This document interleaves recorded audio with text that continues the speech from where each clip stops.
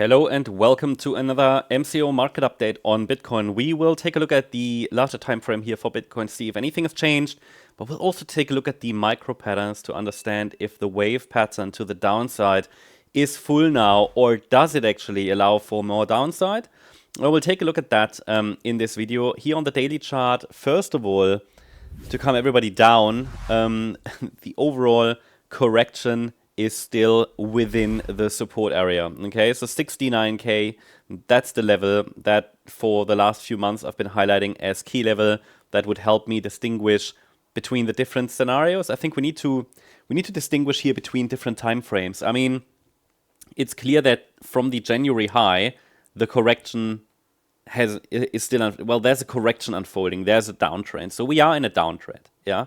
We're in a downtrend on a smaller time frame. Bigger picture though, it still leaves room for higher prices. The structure of the pullback and the fact that we're holding above the golden ratio level at 69,000 still leaves the door open for one more high, also from an Elliott Wave point of view, for a fifth wave to the upside. But as I've said to you over the last few weeks, not only that, months as well, until we get a first 5-wave move up from any low, and I know that always annoys people that we need to see those 5 waves, but until we see that, we have no confirmed low in place, and it's time, or we have to remain careful, yeah? So we haven't seen any 5-wave move up, right? The last time something happened that looked like a 5-wave move was here from the 11th of March low, but it ended as a 3-wave pattern eventually, okay? So until we really get 5 waves, it had a chance here to develop 5, but it failed. So another low remained a likely scenario, actually even preferred, as I'll show you in a few minutes. But the overall, that's one thing. We're in a downtrend still. We're simply watching this support area for a reaction and see if the market can generate a 5-wave pattern to the upside. In addition to that, the bull market could have topped already. I mean, if it really has, then I made you aware just in time in November, December. There was even a member video at the time to highlight what is generally reasonable. I can't tell people what to do, but there was a member video about how to handle the situation, how to measure risk, how to determine if you're overexposed, how profit taking could play out, it could be done, and that we really have reached all the targets, and really at any point a bull market top could form. So if that's really the case, kind of we really nailed the top there. On the macro level, distinguish macro from micro here, because on the micro level, one more high would be ideal, okay? But on the macro level, that's really just noise. The main question here that we've been dealing with in the last few weeks is, on the micro level, do we get another high? At the moment, as long as we're holding above 69k, I would still prefer one more high. But obviously, I need to see a reaction here that would suggest that some kind of a low has formed on the nano level, also, really here on the 1 hour time frame that we'll take a look at in a minute. And then we can watch the structure, but that's really a completely different exercise. That's really watching the micro, the nano structures every single day to see if the structure supports the rally to 130k, which is at the moment still preferred. But as you know, below 69k, that's been the key level for the last few months. I would have to prefer, from a probabilities point of view, a much larger correction is unfolding, which means it would be the red scenario where this decline is just an A wave.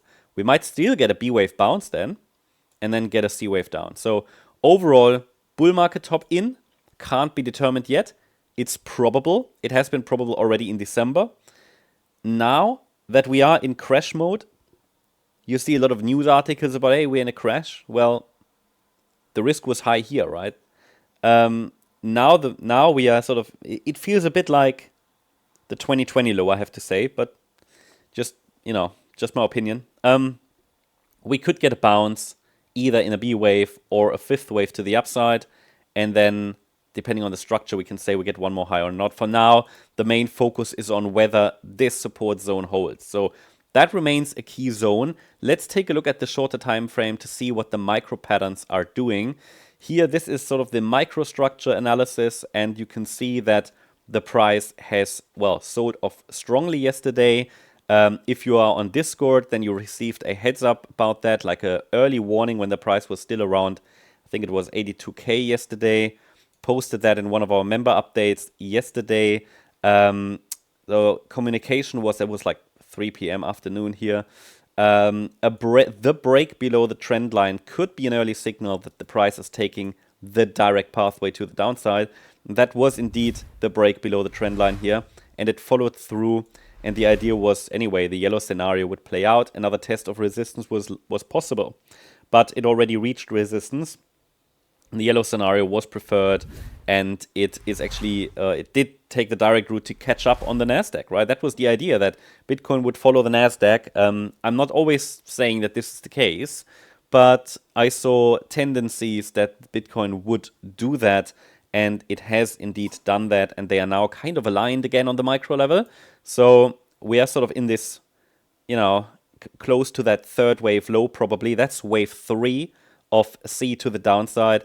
And we might need another 4, 5. In yesterday's video, I presented you this target zone here. That has now been reached. So if a low forms in that region, I would consider it potentially a low in this third wave.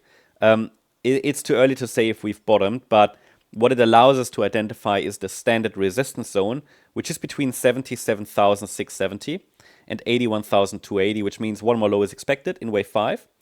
Only a break above resistance would suggest that the bulls are taking the lead and that a low of sorts is in place. We need 5 waves up again above resistance for a trend change signal. Someone asked me yesterday if there are other signals I consider as trend change signals than a 5-wave move above resistance, and I said no. I mean, that is for me structurally what is needed, right? If we don't wait for that from an analysis point of view to confirm something, the risk is high that any rally is just a trap. Okay, so we can get rallies above resistance, but it might just be a corrective rally or something. So we need 5 waves above resistance. So parameters clearly defined for today, and then one more low seems likely. Could very well be that we get like a final low close to the 69K level, like a final capitulation event. So that's definitely something to watch for. But this week could be characterized maybe by a bit of a bounce there in a 4th wave. It will be an interesting day in the stock market as well to see how the New York session opens. So yeah, that's the update about Bitcoin. Hope you liked the update. If you did, please hit the like button, leave a comment, and subscribe. And if you really like the content, please check out the channel membership. If you're interested, you can join the membership on our website. You follow the link in the description, mcoglobal.com. In the membership section, the gold membership is the one that most people choose. That's most popular because it includes those short-term updates I showed you. Also, if you're interested, check out our X profile. You can follow us here as well. I've posted something about Bitcoin earlier today.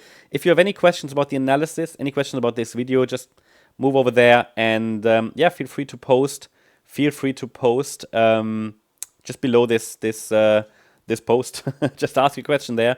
I will reply for the next few hours. I'll be there on X. So yeah, feel free to follow us there for additional insights, stuff about mindset, and much more. Thank you very much. Bye-bye.